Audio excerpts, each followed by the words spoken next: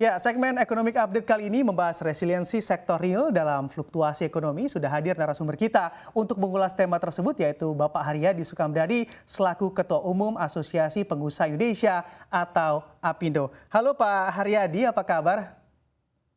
Baik, Mas Bram. Oke, Alhamdulillah. alhamdulillah baik. Pak Haryadi, andai kita bicara begitu ya terkait soal sentimen global terlebih dahulu, di mana krisis energi terjadi, krisis pangan terjadi, dan juga tentunya keuangan juga membuat situasi sepanjang tahun 2022 menjadi tidak pasti, yang memang berakhir pada berujungnya pada ramalan dari resesi global. Bagaimana pendapat Anda terkait ancaman resesi yang terjadi, yang kalau kita lihat secara definisi resesi, Amerika Serikat juga sudah masuk dalam jurang resesi? Ya, jadi kalau menurut pandangan kami ya, memang eee, Indonesia tentu berbeda dengan negara-negara lain. Jadi memang, sudah terlihat, Amerika, Eropa itu sudah mencatat, memasuki bahkan Amerika sudah masuk resesi ya, dan Eropa juga kelihatannya menghadapi kesulitan yang sama. Nah, tentunya berbeda dengan Indonesia, karena Indonesia, kebetulan kita itu ekonominya di-drive oleh, konsumsi rumah tangga, dan, relatif, kita juga memiliki ekspor yang, komoditas yang saat ini justru harganya lebih baik gitu. Jadi sehingga, pertumbuhan ekonomi masih, tercatat di negara kita. Nah tentunya, bukan berarti kita aman-aman saja ya, tetap bagaimanapun juga kita menghadapi kendala karena tadi salah satu yang, menjadi permasalahan juga ada di energi. Di mana sekarang harga minyak dunia juga naik, di mana kita sebetulnya sudah memasuki posisi sebagai net importer. Namun demikian, tadi dari sisi komoditas kita, kalau sama-sama dari komoditas yang terkait dengan energi, khususnya di sini dengan batu bara, maka itu masih bisa terkompensasi.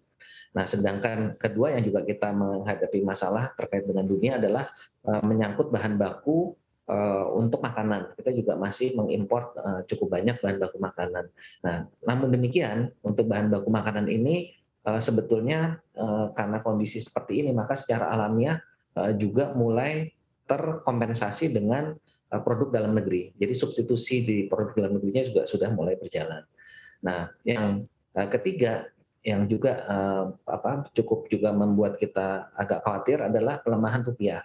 Nah, tapi kalau kita melihat pelemahan rupiah ini sebetulnya juga sudah mulai tertangani dengan adanya local currency settlement yang sudah diinisiasi oleh Bank Indonesia terhadap 4 negara, dan 4 negara yaitu Cina, Jepang, Thailand, dan Malaysia. Tapi yang paling utama adalah Jepang dengan Cina, di mana neraca perdagangan kita dengan mereka termasuk yang dominan, khususnya dengan Cina. Nah ini juga faktor pelemahan rupiah itu juga terkompensasi juga dengan mulai berjalannya LCS.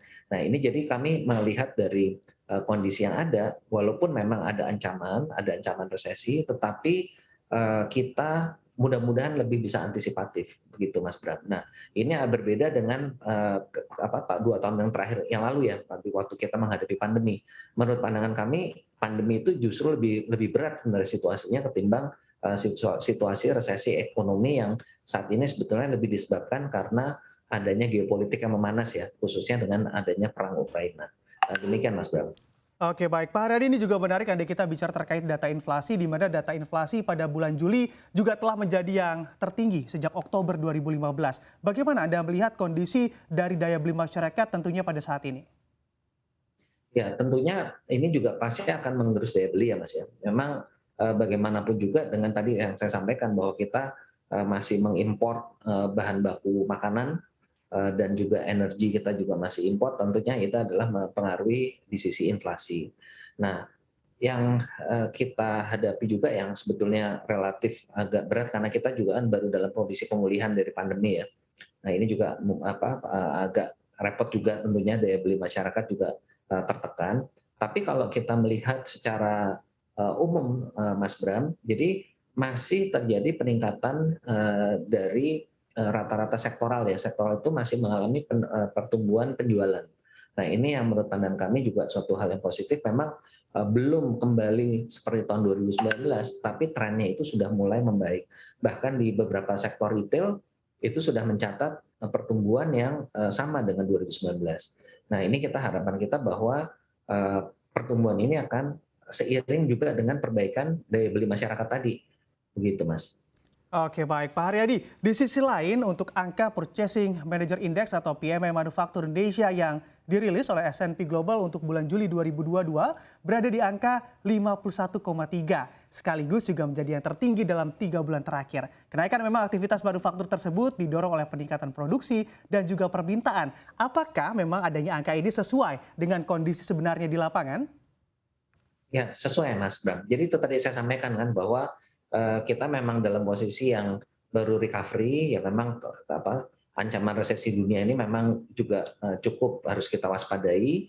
Tapi tadi saya sampaikan juga kan bahwa data-data dari pertumbuhan sektoral di dalam negeri itu juga meningkat.